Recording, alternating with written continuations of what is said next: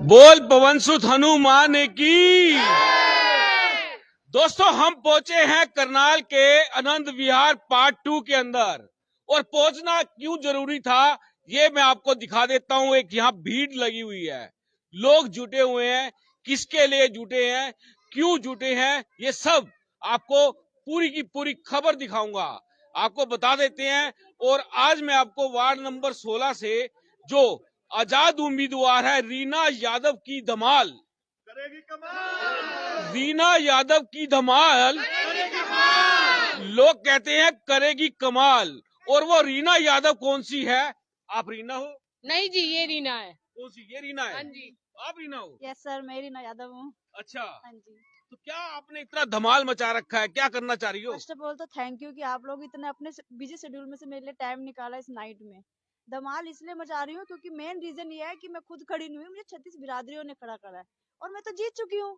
Power नहीं है तो क्या हुआ, प्यार तो है, मैं तो जीत चुकी हूँ। लोगों के दिलों को जीत चुकी हो। यस सर, मैं तो अब जीत वोट चुकी हूँ। जीतने हैं, वोट कैसे जीतोगी? वोट मेरे को जिता रहे हैं, मैं डोर टू डोर जा रही हूँ, मुझे हर तरह से ऐसा रिस्पॉन्स मिल रहा है कि वो कहता है आप तो हमारी बेटी हो, आप तो हमारी बहू हो, आप जीतोगी तो हमारा समाज जीतेगा, आप हारोगी तो हमारा समाज हारेगा, तो हम अपने समाज को, अपनी 36 बिरादरियों लोगों को नहीं हारने की देंगे। प्रतिष्ठा का सवाल बन चुकी हो आप। बिल्कुल सर, मैं लोगों की प्रतिष्ठा का सवाल बन चुकी हूँ क्योंकि लोगों ने 36 बिरादरियों ने ही मुझे खड़ा करा। अब उनको लगता है अगर मैं हार गई तो 36 बिरादरियां हार जाएगी, जिस जो पूरे समाज के लिए बहुत गलत होगा। रीना, मुझे लगता है थक चुकी हो आज प्रचार करके आप।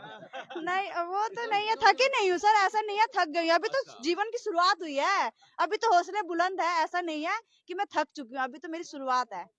दोस्तों, आपको बताऊंगा रीना जीतेगी कैसे और कारण क्या है, ये आपको बताऊंगा। और क्योंकि ये खबर हो रही है हनुमान जी के सानिध्य में। और दोस्तों, आपको बता देता हूं, समाज सेवी हैं, मिलनसार है, ईमानदार है, योग्य है, कर्मठ है, शिक्षित है, इतने सारे गुण।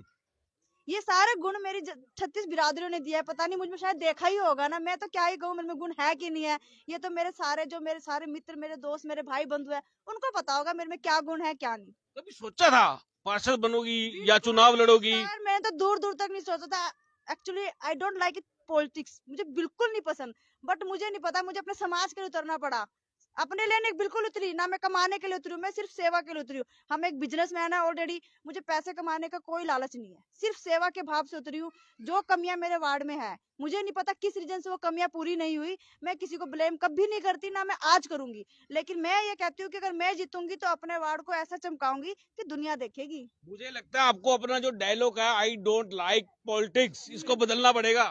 शायद इन फ्यूचर बदलना पड़ेगा, फिर मुझे कहना पड़ेगा I like politics because I change the world. दोस्तों, क्या बात है। आपको बता दें, पूरे करनाल में 20 वार्ड हैं और 20 वार्ड के अंदर हम पहुंचे हैं 16 में। 16 का नंबर बता देता हूं आपको, 16 का नंबर बेहद लक्की नंबर होता है। और जिस व्यक्ति के ये फ्रंट के जो दांत होते हैं दो, इसमें गैप होता है, गैप, वो बहुत जल्दी आगे बढ़ता है। और यही रीना यादव शर्मा रही है, मेरी बात से शर्मा रही है, कमाल हो गया ये तो। नहीं, मैं बहुत लकी हूँ सर, मुझे इतनी अच्छी फैमिली मिली, मायके से भी बहुत अच्छी थी, ससुराल में भी बहुत अच्छी है, एक सपोर्टिव पति मिला, एक सास मिली सपोर्टिव, और क्या चाहिए आज के जमाने में। सास है आपकी? हाँ जी, सास नहीं मेरी माँ है। अच्छा, हाँ जी, ये आपकी बेटी है, बहू हाँ है? जी, बेटी है मेरे लिए। लोगों को क्या कहोगे कि सास बहू बेटी का क्या रिश्ता होता है? मेरी बेटी की जैसी रिश्ता है, मेरी बहू के जैसी रिश्ता नहीं है, मेरे बेटी है। मैं जहाँ 10 साल पहले महावीर कॉलोनी में रह के आई और जहाँ मैं अभी प्रेजेंट टाइम में रह रही हूँ, जाके पूछ लो, कभी सास बहू की आवाज नहीं सुनी होगी किसी ने, पीछे जाके पूछना, सामने से नहीं। ये भी जबरदस्त है। हाँ जी, मेरी मोहल्ले में जाके पूछो, मेरी बहू के साथ करवा रही है बहू का। अच्छा, सास खुद डोर टू डोर करवा रही है। चल बहू बर्तन नहीं मांजने आज, ना एमसी बनना है, 16 वार्ड के दिल जीतना है। भाई झाड़ू नहीं मारनी आज, पहुंचा नहीं ना, मारना है। आज 16 वार्ड के बंदों का दिल जीतना है। वो कहते हैं चल आज बहादुर चंद कॉलोनी में चलते हैं, चल आज शिवाजी कॉलोनी में चलते हैं। ऐसे चंद colony, Shivaji colony, Anand Vihar colony, ये 16 वार्ड का क्राइम खत्म करना, क्राइम दो ना, क्राइम बहुत है यहाँ पर, क्राइम भी है, सब कुछ है, क्या नशा बहुत है। जो भी अच्छा, भ्रष्टाचार बड़ा मुद्दा क्या सोचा आपने, क्या बड़ा मुद्दा सोचा? मैं सर, मैं बार बार कह चुकी हूँ, बड़ा मुद्दा कुछ भी नहीं है, मेरे तो जितने पब्लिक है उतने मुद्दे हैं, हर एक पब्लिक की, हर एक मेरे प्रजा की, हर एक मेरे परिवार की, हर एक के अलग अलग मुद्दे हैं। मैं एक स्पेशल मुद्दा लेके उठूं, ऐसा तो नहीं है कि मैं सेकंड पर्सन को छोड़ दूं। मैं तो जितने पर्सन उतने मुद्दे, और मैं अभी कुछ एक्सपोज नहीं करना चाहती, क्या पता मेरे कोई आइडियाज कॉपी कर ले, बिल्कुल। हाँ, पर ये मैंने बात फुल तो- प्रूफ प्लानिंग कर रखी है, एजुकेटेड हूँ तो मैं इतना ओपन तो नहीं होंगी, फुल प्रूफ प्लानिंग है अरे मेरी। तुमको कॉपी कर लिया तो फिर क्या होगा?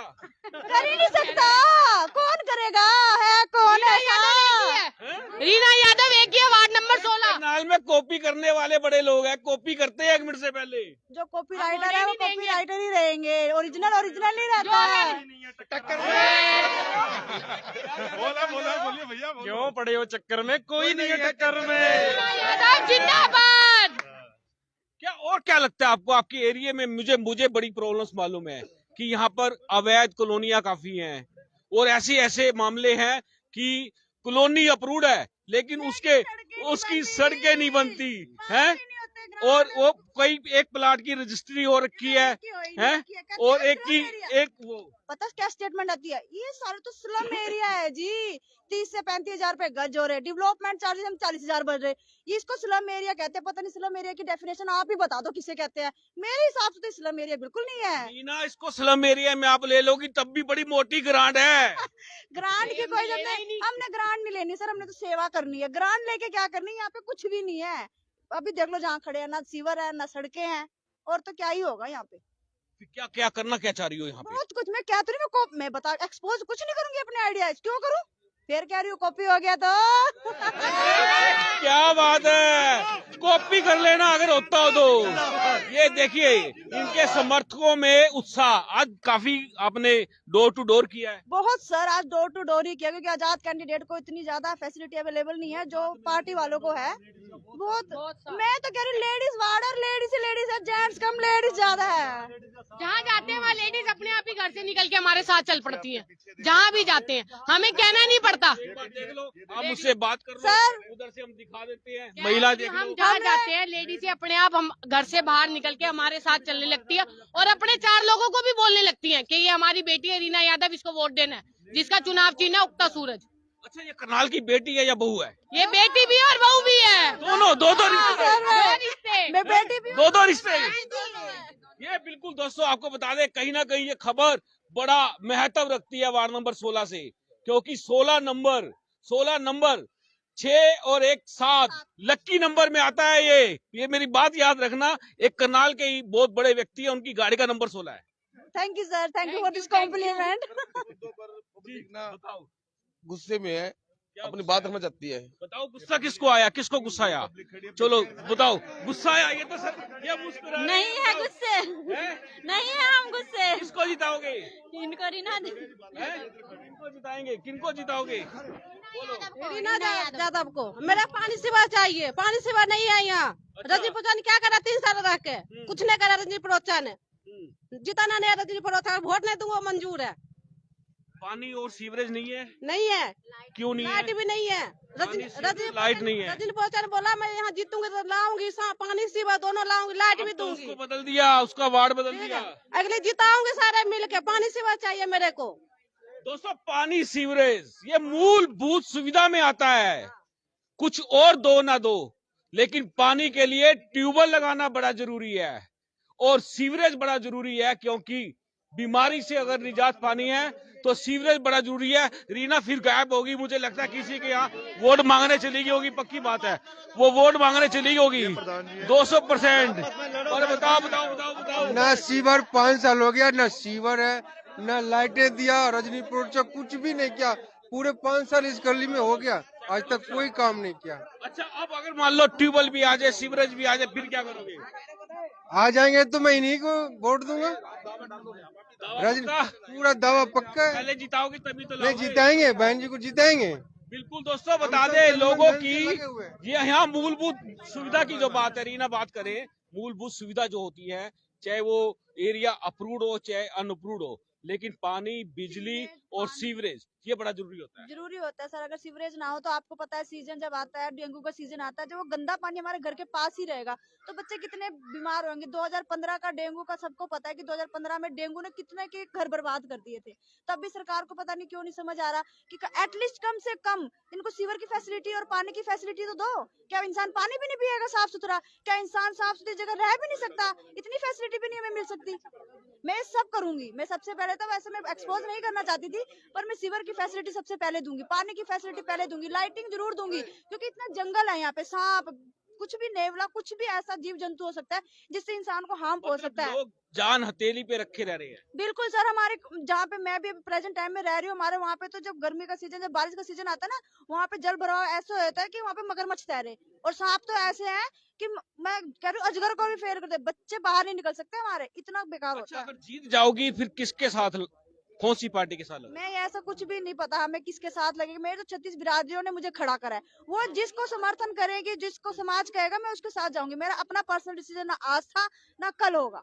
मैं अपने समाज के साथ खड़ी हूँ तो समाज के साथ ही चलूंगी। चलिए, आपने मुझसे बात किया, बहुत धन्यवाद है। नहीं जी सर, आपका बहुत धन्यवाद है, आपने हमें टाइम दिया, क्योंकि जो मीडिया कर सकती है ना वो शायद कोई नहीं कर सकता। अपील क्या करोगी? अपील, अगर अपील की बात करें, अपील क्या करोगी? मैं यही अपील करूंगी अपने सारे वार्ड वासियों से, मैं हाथ जोड़ के विनती करती हूँ अपने सारे वार्ड वासियों से कि ज्यादा से ज्यादा वोट दे, उगते सूरज को उगा दो ऐसे कि दुनिया देखती रह जाए। एक बार नए चेहरे को वो मौका दे के देखो कि कैसे बदलता है। मैं सूरज की रोशनी ऐसे फैलाऊंगी कि रोशनी रोशनी, लेकिन ताप कभी नहीं पहुंचने दूंगी अपनी जनता के पास। मैं सिर्फ और सिर्फ रोशनी पहुंचाऊंगी। ताप की जिम्मेदारी मेरी है कि मैं सूरज को एक बारी इतने सालों में जो नहीं हुआ ना, अगर मैं वो ना करके दिखाऊं तो मैं 5वें साल दोबारा आपके सामने मुंह नहीं दिखाऊंगी। मैं मांगने कभी नहीं आऊंगी वोट, ये मेरा दावा है आपसे। मायके भाग जाओगी? अपने मायके भाग जाओगी? मायके क्यों भागूंगी सर? मायके भी जनता के बीच में रहोगे ना? मायके भी यही, ससुराल भी यही, जनता भी यही, मैं भी यही, मैं कहाँ जाऊंगी?